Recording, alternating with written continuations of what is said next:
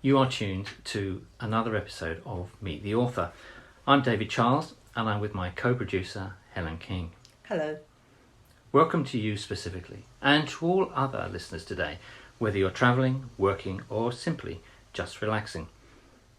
Meet the Author is where we do just that, talking with an author about their book in progress, their newly published book, or their book in wide circulation already, which may have been, and still is, a bestseller. In this episode, we are meeting a published author of very special poetry. As is usual with guests we meet, their book is not only the point of interest, as we will again discover today. In a moment, I will introduce our special guest, but first, we want to welcome to the podcast our colleague and filmmaker, Rob Uzzell. Hi, David.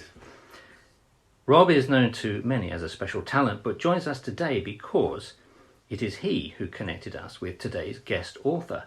How that came to happen, we will get into.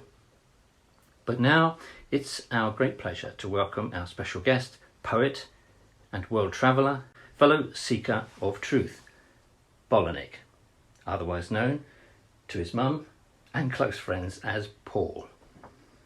Paul is the author of Poems of Love and Magic in Riddle and Rhyme. Paul, welcome to this podcast. Thank you, David. It's great to be here. Thank you, Helen.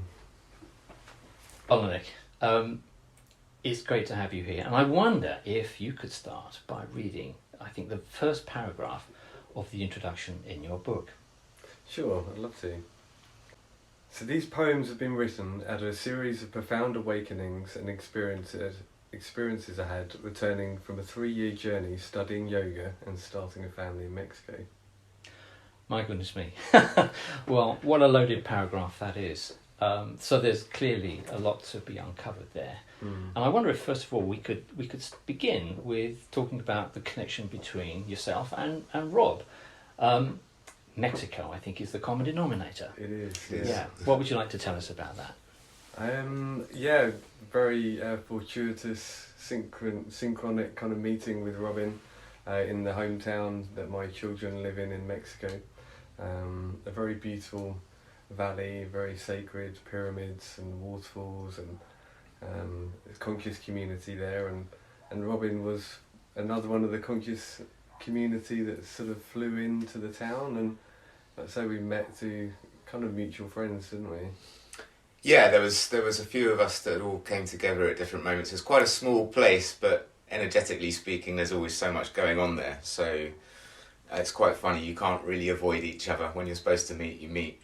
Well, they actually say it's one of the most magnetic places on Earth. The mountains, they say, are made of copper. So there's a very strong kind of charge to the place. Let's say that.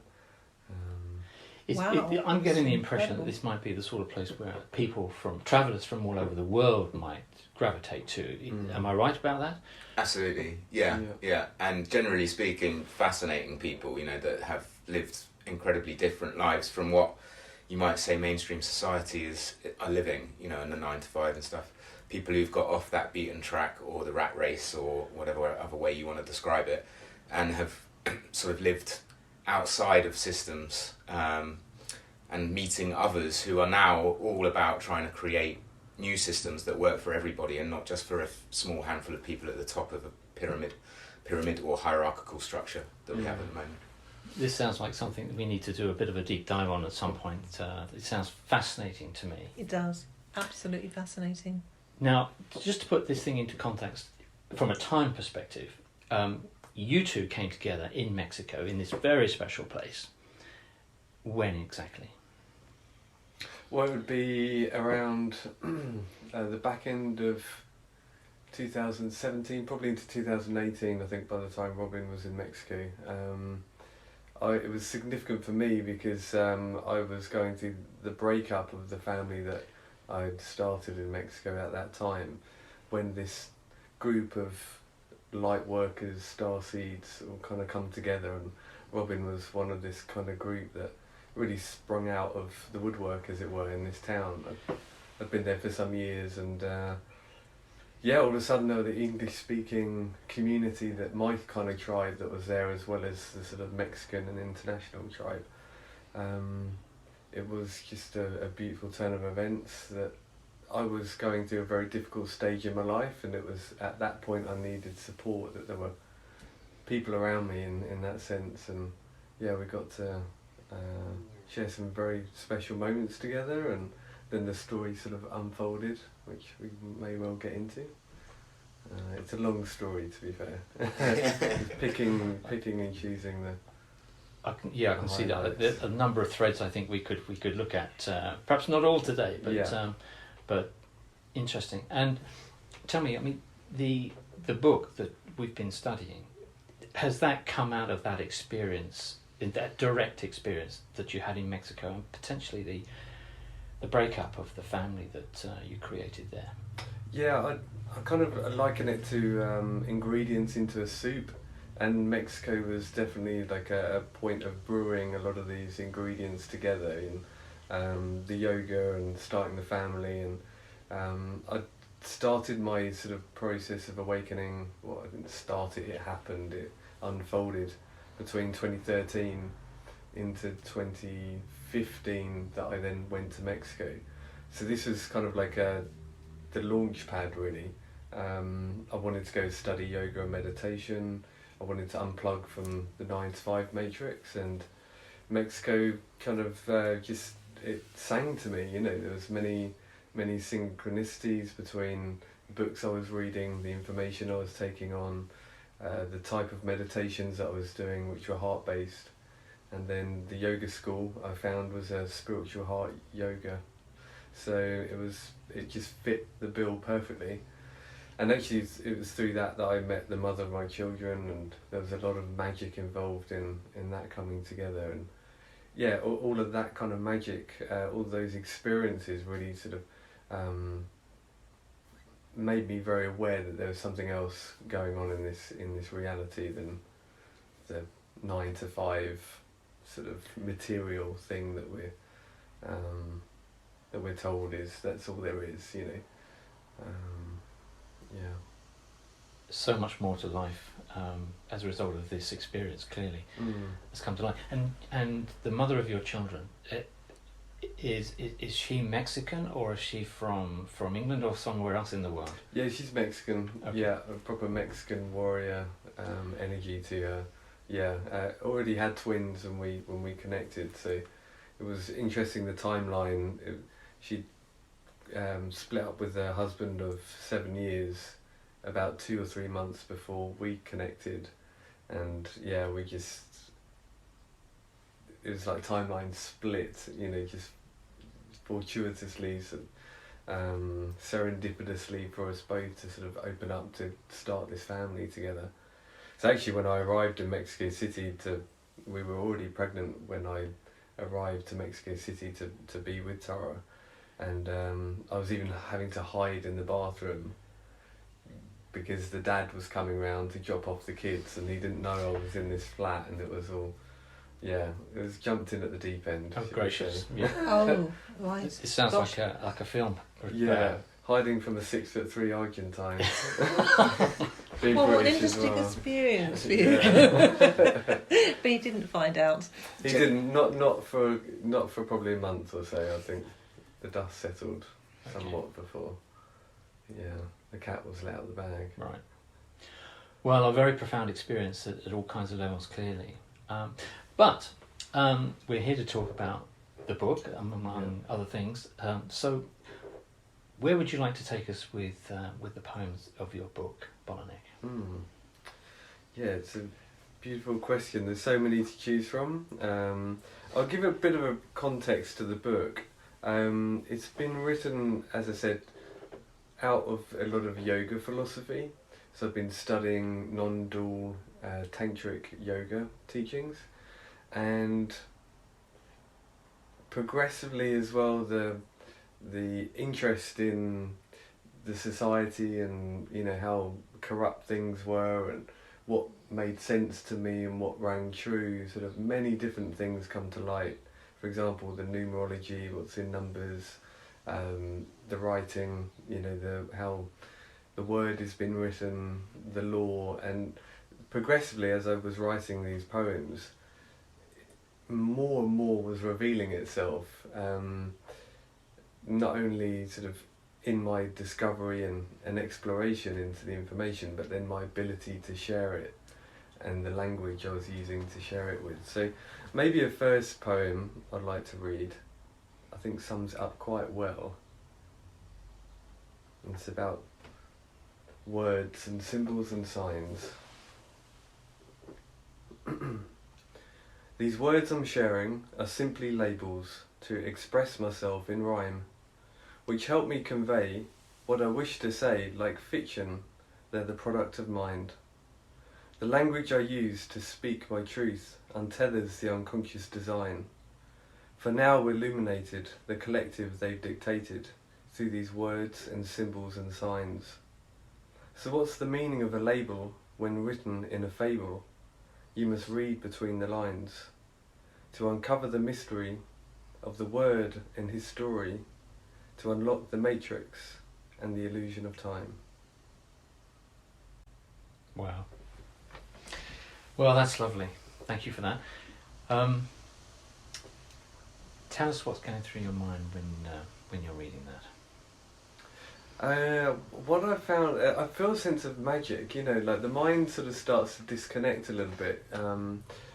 Certain poems particularly, they kind of birthed themselves as I was coming into a thread of consciousness or a concept which I was defining in my own mind, I guess.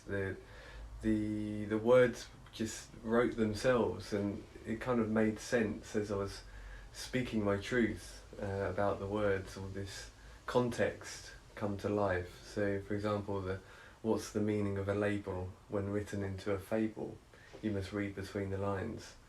So actually, what's the meaning of a label is a question which you can ponder in terms of every word, in essence, is a label we give an object or a thing. Every word is not what the thing truly is. It never can be the truth. So a light bulb, we give it a word and a context, but it's infinitely more than that. Or a cat, or a human being. That we're more than these words.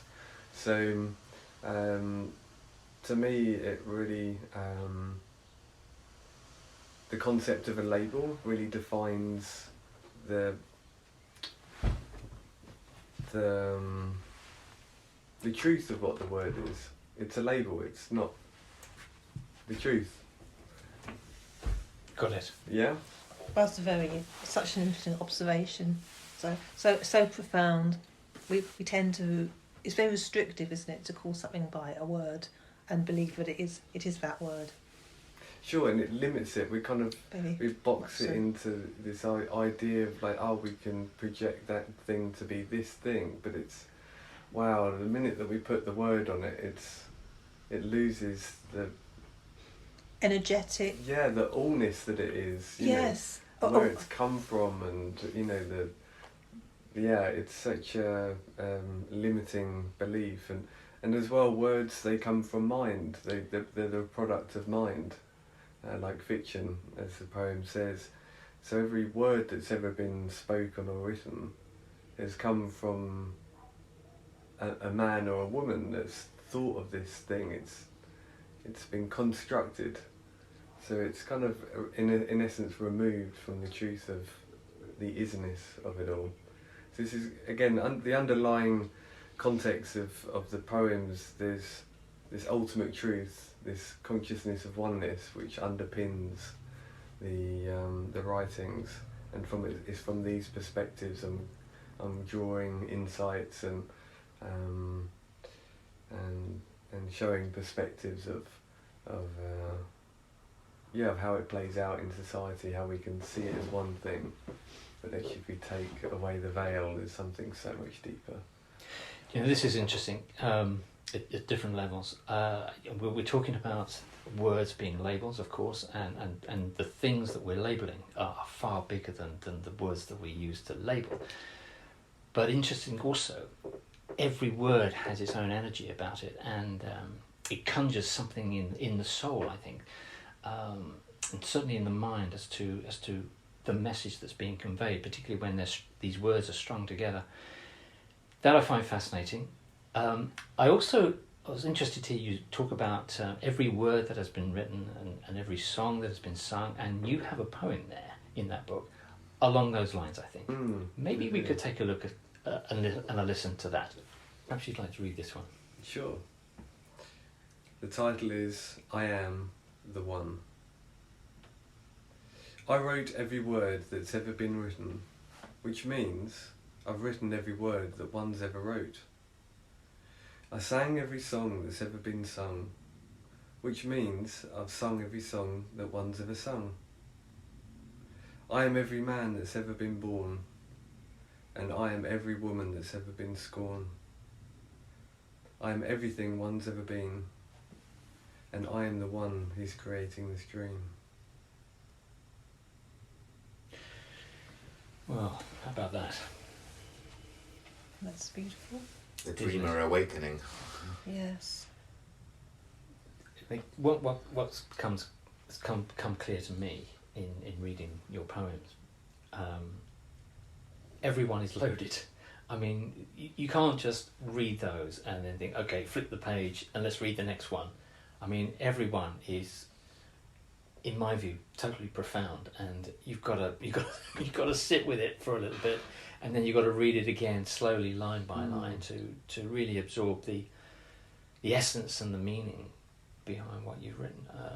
It's remarkable. I love that one. I love that one. And it kind of underlines the kind of the connectedness and the oneness of everything. The sharing of consciousness comes to mind. It's so much. It's loaded, isn't it? It is, yeah, and actually the process of writing them originally and then sort of rereading them, sort of finding that flow of the over speaker, you know, so The observer. yeah, the observer, you know, like that kind of so what's really inspired me when I've watched a great film, or that narration when it's really presented, you know, in such a way you couldn't imagine it being sort of said any other way, and and so many of these lines have got, there's a surface value to them, but actually when you reread them and you go back through them, there are so many sort of loaded aspects, like you say, and it really become noticeable as I was rereading them, going back over them again, like, wow, I hope people actually do exactly like you said, like go back over them again and sort of really ponder just even what a label is to them, or what's the meaning of a fable, you know. Yeah. If I could just jump in that instance, because Paul wrote some of it while he was staying at mine in 2020, and I remember him reading them and then him writing them again. So it's not only do they have lots of levels when you're reading them, but for Paul creating them, he wrote them out many times, right? With some of them, I don't know how many times, but a lot, because they changed progressively over time. So there was always these other levels coming to him as he wrote it. Well, I was going to ask you. I mean, I got the impression that there's almost an automatic writing going on here. That these words are just kind of come into your head and poof, there they are on the page.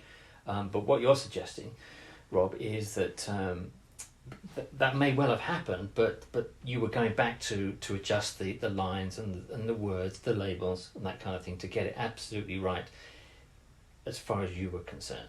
Yeah, Is that right? sure. Yeah, it was a real labour of love in that sense. Like, there was the initial inspiration.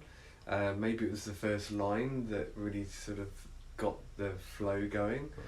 But then I found myself afterwards, sort of in retrospect, reading them back and sort of, or if I got quite the right amount of syllables in that line of words, you know, in that sentence, or actually is it actualised, I want to say, or realised, or which word holds more, you know, was aligned with the intention of the poem itself, of the point I was making. So I'm, you know, I can only share from my own experience of kind of creating art and that stuff. Like, there can be points when the mind is going, oh, do I want to do this or that? And it's the play between the fluidity of what's come out, and then the after tweaking, Right. you know, and it's like, oh, do I want a bit more purple in that corner there, or you know, does it It's a need a good little bit analogy. more cream in it, you know, around the clouds or whatever, like, and it's just a touching up of those. The context of the poems are pretty much there, and then just sort of tweaks and. Similarly with food and tasting is what I was Yes. getting at, which is a Yeah. bit of cream. Yeah. A little bit more pepper, maybe. Yeah, exactly. Yeah. A bit more Constant seasoning assessment Yeah, and adjustment, yes, Yeah. yes. But when you're actually writing the poems, is it like automatic writing, do you think? Yes and no. There's definitely some that sort of came out. So I could maybe share one with you if I can find it in a shortish amount of time. Speaking of which, I must I must interject here, because I think this is the first book I've come across where there are no page numbers. Yes, exactly. Great. Now that has to be Yeah. intentional on your Yeah. part. Tell us about that. Yeah, well, progressively as I was, you know, I wasn't initially writing a book. I was just expressing myself on paper, and I realised sort of reading them and enjoying them, and then sharing them with a few close friends, that there was something really special about this material, and progressively more and more come out. And in fact, the first sort of 24 hours of the initial inspiration, maybe 15, 20 poems are written. So, and I was pulling all these ideas from my experiences and studies, and it was making a lot of sense to me. So it was, it was, some really sort of naturally flew out the pen, even to the point I did not know I was writing a poem. I just wanted to write something down, and then progressively it turned into this thing that made sense. See if I can find it. You know, I can hear your Oh, yeah. publisher saying to you, you've put no numbers on your pages, we'll need to do that. And you jump in and saying, actually, no, we're not going to have numbers on the pages.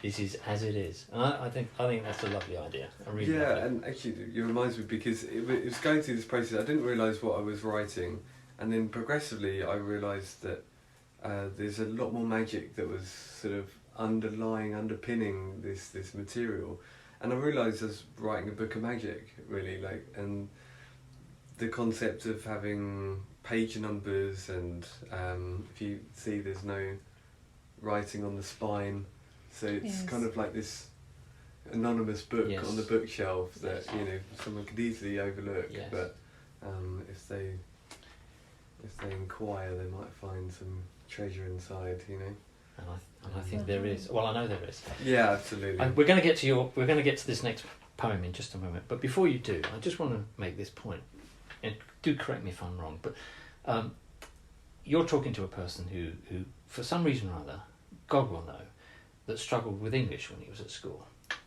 I don't know where you are on that scale of English language, but correct me if I'm wrong. I don't believe you studied poetry in your life, and I don't believe from our conversation before that you'd written much in the way of poetry, if any poetry, prior to writing this book. Yeah. Although maybe the book wasn't the first thing in your mind when you started writing poetry. Am I right? Yeah. Just about spot on. Yeah. Well, how about that? So I think one point that we'd like to underline here is that we're talking about poetry, which sounds like a sophisticated form of art to many people, including myself. But you don't have to be an accomplished writer of poetry in order to write poetry. Yeah. Is Sure. that right? Yeah. Yeah. Absolutely. Yeah. Yeah. And you don't need a degree in English, do you? Absolutely not. It's allowing yourself to get out of the boxes, going back to an earlier part of this, and how words can create labels, which are putting people in smaller and smaller boxes these days with different movements and agendas. So instead of thinking, well, I'm not a poet, or I'm not a scientist, or we're all everything. So it's allowing yourself the freedom and the time, which a lot of people need to work out for themselves, how they're going to free their time to become what they actually have within them to be, which is everything or anything they want to be. Yeah. You know. We need to create that Yes. space in time for ourselves, don't we? And with the lives that we've all been living over heaven knows how long now, we haven't been giving ourselves enough time, have we? Mm. And with yoga and meditation, that certainly worked for you, I think. It did, yeah. I put myself in these very secluded places where I really wanted to dive deeper into myself, into the teachings, to get to the root of my kind of insecurities, you know, and I knew I knew that something wasn't right. I knew that ultimately I wasn't sort of very happy, and there was this kind of drive to sort of understand myself and liberate myself from the dungeons of the shadows, and you know, the poetry was a really cathartic way of like processing everything that was happening to me, you know. So going to Mexico and then starting the family and having the fallout and everything that happened, it all kind of happened, and I didn't really get an opportunity to process it from 2013 to sort of getting kicked out of Mexico in 2018. You were in it. Just like I had my moments in the meditation retreats and stuff where obviously it was reflective, but it was I defined the Mexico experience as a tumble dryer. I went to the tumble dryer. You could say the washing machine, but it's, you know, maybe it was Mexico is a bit more of a tumble dryer. A bit hotter, a bit stickier. Yeah. Gracious. I really was spun around, and then when I sort of came off the wheel for a while, then all of a sudden all this came out. Expression wanted to come out. Yeah. Well, with that thought in mind, shall we go to the next poem? Let's do it. Okay. And let us know when you're ready. Okay. So I'm going to share a poem here. We were talking about how sometimes the words just wrote themselves, you know. So after an evening I was sitting with a dear friend of mine, very special abuela, grandmother who lives in London. I was staying with her for some time, and we were having a good discussion, you know, and I went upstairs with this inspiration, and this is what the inspiration was. It's called The Watcher. I am picking and untangling the distortions of reality through the reflections of the world around me. The beings in front of me and the thoughts inside me show me the truth in all its glory. And I share this really as one of those poems that I wrote that first line, I'm picking and untangling the distortions of reality.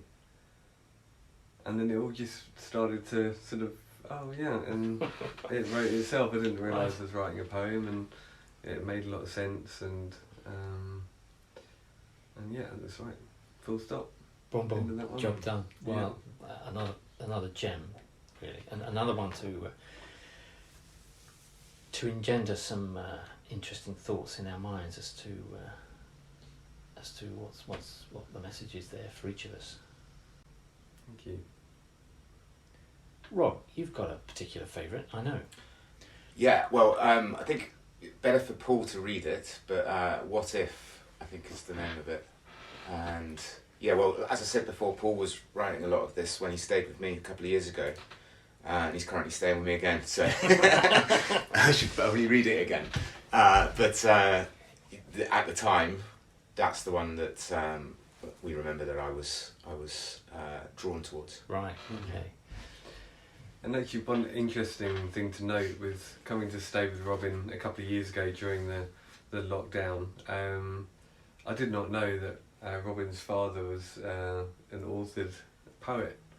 And so I was at the time writing this book, right? And yeah, the months I was spent with Robin and his mum gave me that sort of space in time to, you know, go through the poems, more sort of come out, and I really, yeah, I read Robin's father's poetry book as well, and I just felt some magic, you know. I just felt like there was like some reason why I was there to work on this project, you know.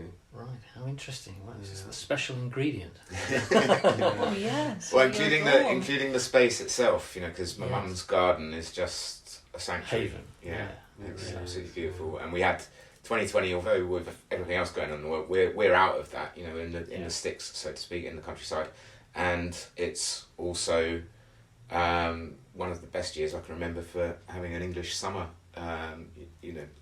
Sunshine wise, and being able to be outdoors in nature. People remember that was the first lockdown, and it was quite stunning, the weather for the whole summer. Yes, it was. It Yeah, was, wasn't it? Yeah. It was a lovely summer, yes. Yeah. Okay. Okay. So this next poem is called What If? What if love is all you need? Would you love to be free? What if love is all there is? Would you love it all and forgive? What if love is this cure to heal? Would you love this to be real? What if love is who you are? Would you love your deepest scars?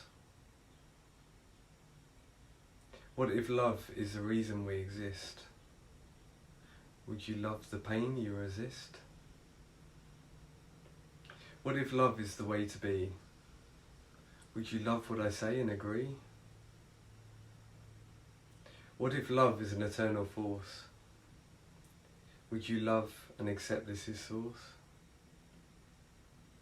What if love is this poem you read? Would you love this flowering seed? And what if this love in me is in you? Would you love this to be true? Wow. That's incredibly beautiful. Well, I can see why it's a favourite of yours, Rob. Yeah, it's amazing, really. I mean, there are some iconic people that we collectively know that speak about spiritual things and the subject of love in this kind of context. And your poetry has to be more widely spread. I mean, it's just wonderful. It's very profound. It's very moving.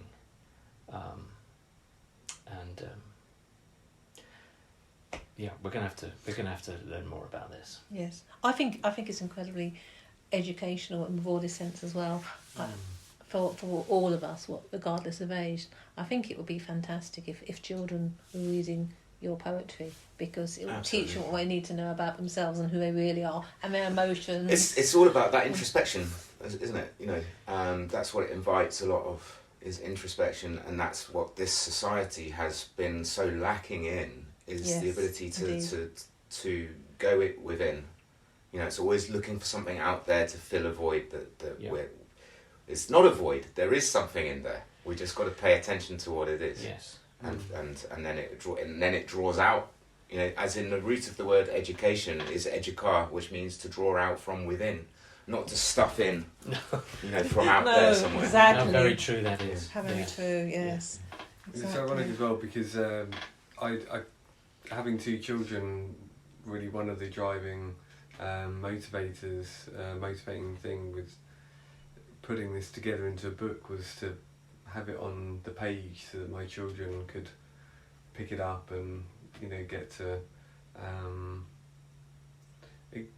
just have a flavour or sense of who I am. And the book was written nearly entirely in separation with them, so I was in England for most of the time, so writing to them from afar, and I've really got a sense that, as we were talking earlier about like just not being particularly great at English but still finding a sort of a voice to sort of share poetry, I wanted to make it very simple and soft and sweet, and I really got a sense that of the inner child was kind of speaking through me, sort of to me, to my own inner child, and also to my children, and then to every other inner child of anyone who picks up the book. And in fact, just about the only proofreading or feedback that I got from anyone was from a 10-year-old that I was living with at the beginning of the lockdown. She probably read, 20 or 30 pages of poems, and I asked her to give me her feedback on what resonated for her as a child. So it was interesting. Yeah, we were sort of talking about this, you know, maybe desire to get it out to the children, because it was certainly written with a context for them to be able to relate to on some level, and enough pictures for them to pick up on, whilst also having a deeper undertone. You know, something for children and adults. So in the foreword, it's written for all generations. It's the hope and dream. Can't disagree. You're absolutely right. It is for all generations, and it'd be particularly interesting to see how children might use this, gravitate to it, and use it, and be affected by it. And if anyone of our listeners could come forward with thoughts and ideas as to how that idea could be promoted and pushed forward, that would be wonderful. Mm. Yeah, that sounds great. Yeah. Any inspiration, co-creation? In fact, maybe I could end with sharing this last poem in the book, which kind of invites the reader to co-create with me on that sense. Aha. Okay, well, we could end with that then. But I think, Helen, you've got a particular favourite that you'd like to hear Bolon Ik read for us. The camera of life. Who looks through the lens of the camera of life? This life you are living is photography. How you see is a projection to be this life, however it is you see it to be. Who looks through the lens of the camera of life?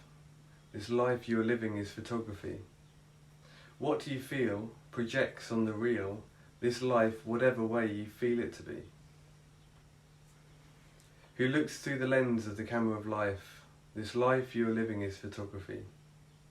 What you project directly affects your life and how it is you perceive it to be. Who looks through the lens of the camera of life, this life you are living is photography. Whatever you love is seen from above as life and how lovely you'd love it to be. As I look through the lens of the camera of life, this life I realise is photography. As I edit the old memories to project a new story, I change my life and my autobiography. Wow. That's fantastic. I'm not sure I remember that one, but that as a filmmaker really resonates. It's beautiful. Yes, it's about not being trapped in the story. I think is our life, and being free to write a new one anytime we like. And importantly, about what we see is a result of what we feel believe it to be inside. Yeah, and all these the ironies and the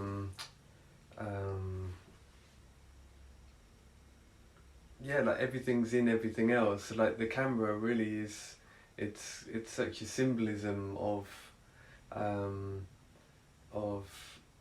how we perceive something to be, because we're looking at a scene in a certain way. Yes, And indeed. yeah, Paradigm. It's our paradigm. Absolutely, and one of the things that inspired me about this poem was I was reading some Carlos Castaneda books, and he was studying with Don Juan, a Mexican sorcerer, and he was describing how when an artist creates their creation, the intention in which they're creating in is projected into it, and it projects out of it. So there's it's kind of like it radiates this intention, and one of the things that sort of come to light was when you're taking a photo or making a film, who's looking through the lens and how you're looking through that lens, whether it be the camera lens or our own eyes, how we're looking at it and how we perceive it to be, it shines back out of it. So there's a lot more that can be picked up in a photo than just the imagery, the people's feelings and emotions, the projection of the director, of the photographer, literally projects their feeling, their essence, what they're seeing into the photo. So there's a lot of ironies between how we perceive the world to be and the lens the photograph of the camera. Well, gosh, how true that is, and that would resonate with any filmmaker or director, one way or another. Absolutely love it. That's that is packed with stuff, isn't it? That particular poem. Well done, well done. It's kind of interesting. My tagline for my Dragonfly Pictures production company is viewing life through a multifaceted lens. So, you know, as you were saying, the imagery is not the only. It's all the stories are able to be written through any viewpoint. Yeah. And again, fascinating with the society that we're currently in, because there's so much distortion in what we're told And by shown. media and shown to confuse and to distort our sense of what is real. That actually, again, all of this is sort of leading continuously back to having to go within, so that you're guided by your own sense, not something else that's all like tentacles, if you can imagine, sort of trying to grab your attention and say this is it or this is it. Yeah. But guided by your center, your calm, your sense, your own heart, the conviction of your heart, what is right, what is just, what is true. That is very true. A lesson for us all in that. But one thing that's not become clear at all in our discussion so far is the words actually on the page. Bolon Ik. Now, there's something peculiar about your writing, which our listeners today will have no impression of whatsoever. So I wonder if you'd like to explain to us what's going on with the written word in your poems. Yeah, so during the process of writing the poems, I uncovered, this is going to be some interesting plays on the words as we're talking, that the way that our sentence structure and the word structures have been put together has created a inversion of the meaning of the words. So passe is this particular aspect of wording that I'm highlighting within the book, and the passe is parts of speech. I think it's French, passe, parts of speech. And so what they've done, the best analogy I can give to give people context is there's prefixes that have been added, prefixes and suffixes which have been added to the root word, which throws it out of a now space scenario and also of a negation. So if I said to you, for example, if something was valid, or if you were competent, if I called you competent, you'd probably be sort of, oh, thank you very much, you'd take it as a compliment. But if I said you were incompetent, you might be offended because the connotation is that you're not competent. So the in as a prefix is a negation of. So when you apply that, for example, to the word insurance, what is a insurance document when the prefix is a no-surance document? So this kind of led me down a very long, deep rabbit hole into how much manipulation there's been of these of the English language. And so as I sort of studied with these English teachers, I started to learn about styles. And for example, anything in a bracket is not considered on the page. So if you ever have any sort of official documents coming through the post, for example, anything that's within a bracket is not actually on the page.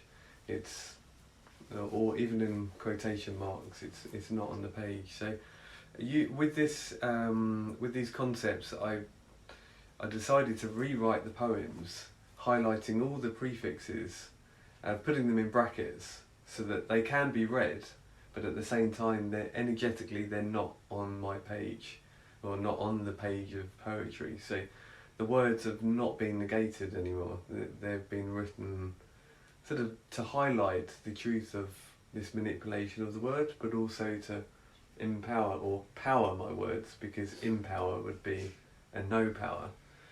So to just shed a bit more light, the rule of the prefixes is that a one syllable vowel at the beginning of a word, for example, idea or awake, a light, this a light, any of those one syllable vowels at the beginning of the word is a negation of the word.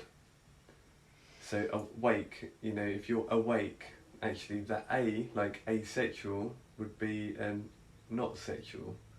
So the a at the beginning of the word is a negation, and as well a vowel followed by two consonants.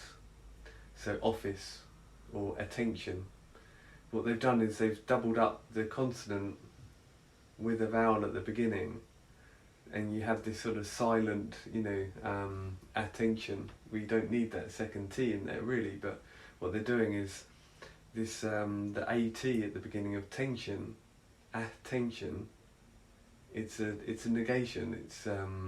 It's part of the spelling, which when we know a wizard or a witch, they're known for their spelling, they're casting spells, and what they're doing, they're using their words to do it.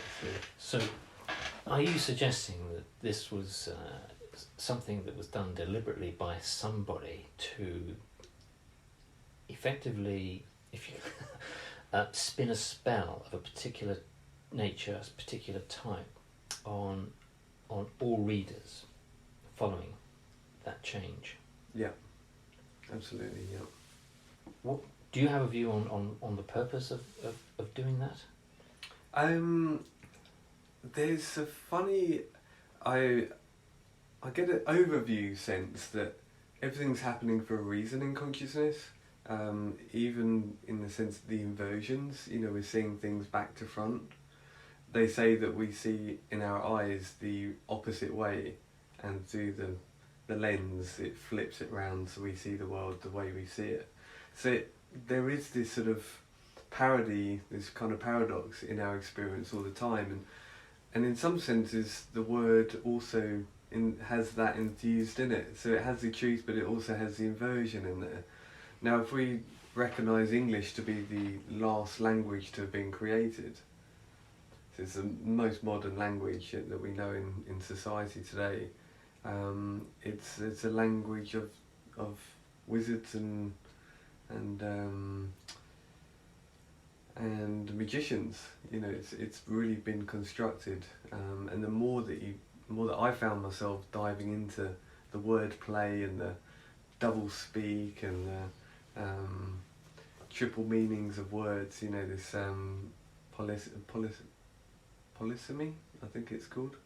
Polysemy, which is words which have multiple meanings, spelt the same but can have multiple meanings. Right. There's a trick going on with our language for sure, and it was actually learning through this gentleman's David Wynne Miller. He discovered this modification in the English language. His statement is that 90% of the English language is being written to mean nothing and say nothing on purpose.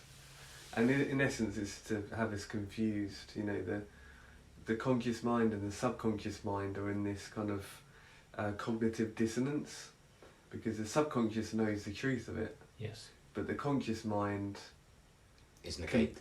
It can be led into a lie. It can believe the lie, and when it believes the lie and is against, it's kind of working against the truth of the subconscious. There's this confusion that kind of happens, and we're in this state of uncertainty. We don't really know. That state of uncertainty would be enough to stop the unconscious from functioning well. Does this trickery in language apply to any other languages? It's all across the board, yeah. There's negation in all of them. In fact, having spoken to people progressively about this wordplay and the manipulation, that, for example, people were telling me in Chinese they have ways of saying things which is of a negation to something. The first time I heard it, before I dived into a lot of the language, was in the yoga school, and my teacher Sahajjananda was explaining about what Advaita Vedanta, what it means, and the literal translation of Advaita is not to. So in the terms of the non-dual teachings, the consciousness of oneness, if we could say it in easier context, non-duality, not two. So instead of saying we're all one, it's Advaita. Vaita is two, but the AD, which is another prefix, has been added to Vaita. So even back 5,000 years, you can see that they were adding the negation of onto these words. Gracious. Yeah. This is incredible. It brings to mind the phrase, again, using words, but the pen is mightier than the sword. Because if you can uncover the manipulations and the distortions, then when your subconscious and your conscious mind are in harmony with each other, then you're no longer, in this dissonance, cognitive dissonance, meaning your letter is your word, is your conviction of your heart, is the truth, is on the page. And you know how a contract operates, and if it's not written, it means nothing. So for us to unpack what issues there are with the corruption in the world, in society, all over the globe at the moment, we need to get to the bottom of this manipulation of the words and how we're continuously negating ourselves when we're in communication, and even whether or not we need to communicate in many circumstances with these addressless and lifeless beings or entities that send windowless envelopes. If there's no postage stamp. It's a huge subject. I can't go into it all now because we'll be here till next week, but it literally is a very, very vital area of how we begin to power ourselves again and reclaim our power from that which has grown up around us in society and taken it away, manipulated it and to their own ends, to their own benefit. And to keep us confused, as Paul said. Yes, it's like a garden of weeds, isn't it? We need to reclaim ourselves as healthy plants in amongst the weeds that have grown up amongst us. True. And we thought we were going to be talking about poetry this afternoon. This goes far deeper, and I hadn't quite realised the impact of what you're suggesting and how far back it may go in time. Given the time, I think what we could do now is perhaps move to one of your favourites, and one I think that you were keen to end our episode on with today. Yeah, and this one is a poem that sits at the very end of the book. It's kind of like one of those hidden songs at the end of a CD that you get in the 90s. It's not officially on the content, so it's a little gem.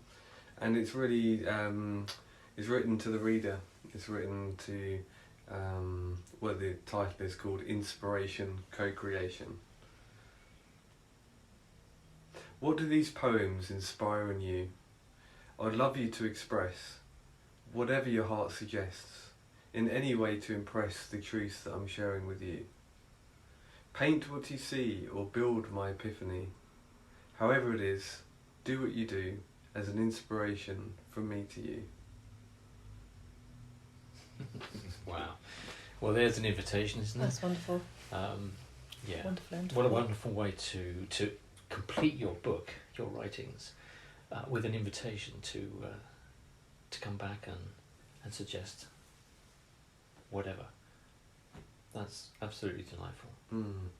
Yeah, it was a nice, literally that, an invitation just for people that, because being an artist myself, there's points when I sort of doubt my ability to maybe sort of, build this magnum opus of a dream that I've got, but I got the sense of offering this up for others as well to help build this dream for me, that maybe someone that sees an image within the poetry and draws that image, maybe there's a second or third edition where people collaboratively bring their creations together and harmonise it with the poetry to create something bigger than the sum of its parts, like people coming together to create something even more more expansive, more visual, more And more continuous. expressive. Yeah, Continuously creating. Well, this is not an ordinary book of poetry, is it? Really, It's not. I mean, No, it's not. it goes way beyond the norm, really, and it's something that I think I'm sure all of us here, no doubt all of us here, and listeners would see the power of this, and it's important that people get to read it, get to have it in their hands, and particularly children, I think. I thought also that this is the type of book that we all of us should have at the bedside table. It's the sort of thing that you can read and ponder on whilst you close your eyes and drift quietly, peacefully into sleep. It's that sort of thing, isn't it? And the fact that there are no page numbers means that you haven't got to worry about where it is in the book, and it doesn't matter. You can flick it open and read what comes to view at that point in that moment in time. So it's very, very special. We're privileged to have you here with us, Bolon Ik. Thank you very much for sharing with us your wonderful poetry. What we must complete with is how people can get their copy of your work. Yep. The best place to go to is to the allthatis.one, and that's my website. Is that one the number or one the... That's one written, so it's ONE. And on the front page there's a link straight to the Amazon page. Right. So they can route to your website. Yep. The all that is .one. Yep. .one, and hook up through the normal channel with Amazon, and they get their hands on a copy. Yeah. Wonderful. Wonderful. Thank you very much for having me. It's been a pleasure to talk about this beautiful book with beautiful people. So thank you for recognising Well, it. thank you. Thank you very much. It's been our sincere pleasure. Thank you. Thank you.